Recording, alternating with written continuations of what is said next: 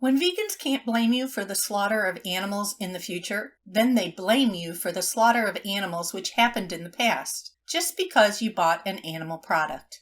I've encountered two forms of that.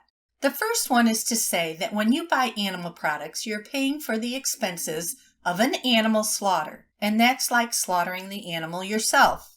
And the second one is to say that if you buy something, you support the process of how the thing came to be for sale. I think both are bonkers. If someone kidnaps your child, the only way to get that child back safe and sound is to pay the ransom. According to those vegans, when you pay the ransom, you are paying for the expense of the kidnapping, which means that you paid for the kidnapping of your own child. And even it's like kidnapping the child yourself. And that's absolute nonsense. Or they would say that you support the process of how your child came to be for sale by paying for the safety of your child. And that's also nonsense. The thing that inspired this is the other day I got some food on the internet, ordered some Subway, and we got a 6-inch and a foot long.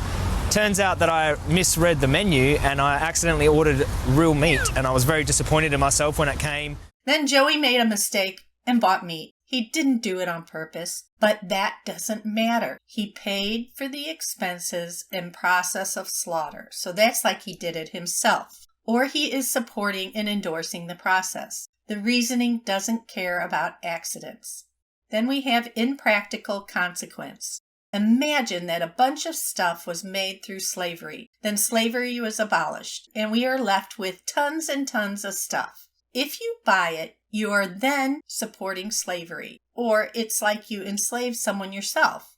That doesn't make any sense to me. Imagine there is a chain of events, a chain of expenses which happened in the past in order for you to buy something. If you, by buying that something, are paying for the expenses of what happened and what was required, then you would be paying for the expenses of every single thing which led to that, no matter if it's like 100 years in the past. It would be like doing it yourself, or whatever.